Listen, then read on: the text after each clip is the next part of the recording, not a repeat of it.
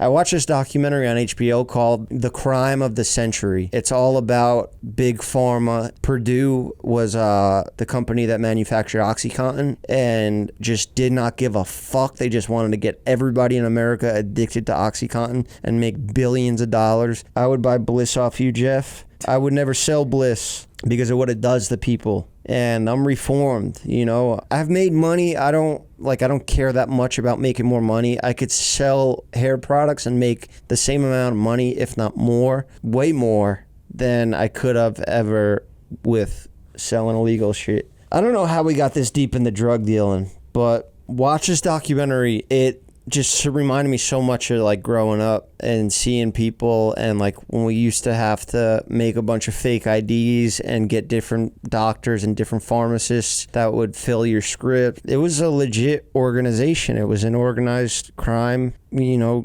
groups. It wasn't the mafia. It wasn't a crime family. It wasn't as like comic book as the Penguin, but it was organized crime. And a lot of people went down for it, and they did their time. People are so addicted, and I see the firsthand every day working at the pharmacy. Oh, Angel, she works in the pharmacy. She's basically a pharmacist, and she's part of the problem. She's prescribing these things. She's putting them, and no, I'm kidding. They actually crack down a lot, and it's really hard to get OxyContin. It's hard to get all these controlled substances now, but if you watch this documentary, The Crime of the Century, you're going to be fucking shocked how easy it was and how much they were prescribing people back in the day, and you're going to find out where OxyContin comes from, where pain meds come from, where heroin, how close heroin is, the feeling to these pain meds. It's essentially the same thing. Taking a painkiller or taking a bunch. OxyContin was named OxyContin because continuous release.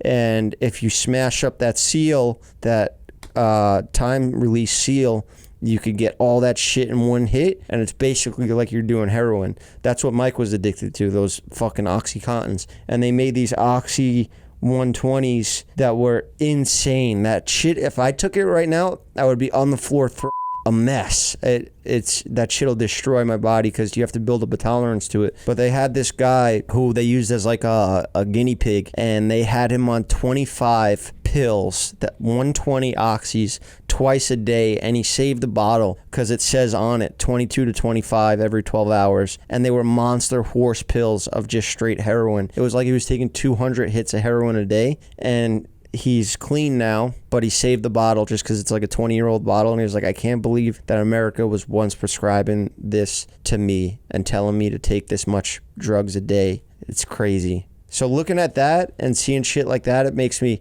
regret being involved with it. But I was so young at the time that I didn't know any of that shit, and I didn't even understand addiction at the time. I was 18 when I'm 16, 17 when I messed around with that shit. And Johnny Boy, the barber, as you've seen in the doc, that shut me down. He was smarter, and he was like a big brother to me, and he shut me down. And now fentanyl is the issue. Yeah. So once they like outlawed all that, cracked down on the OxyContin, it just became fentanyl.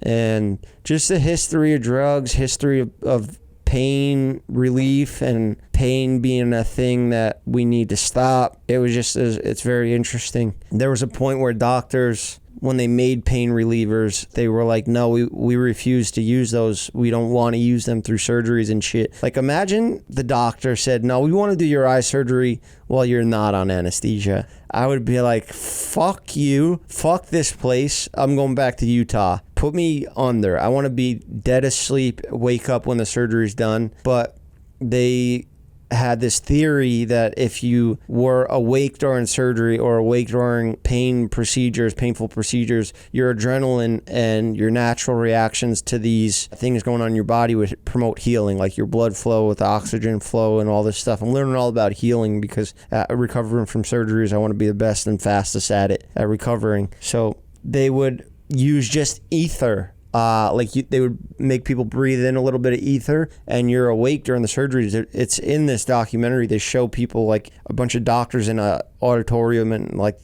they're watching this surgery being done live on a person that is not asleep. And they were saying like pain should not be fought. It's there for a reason. We need to feel these emotions and learn to deal with them, and embrace the pain. Don't just force it down with substances and drugs.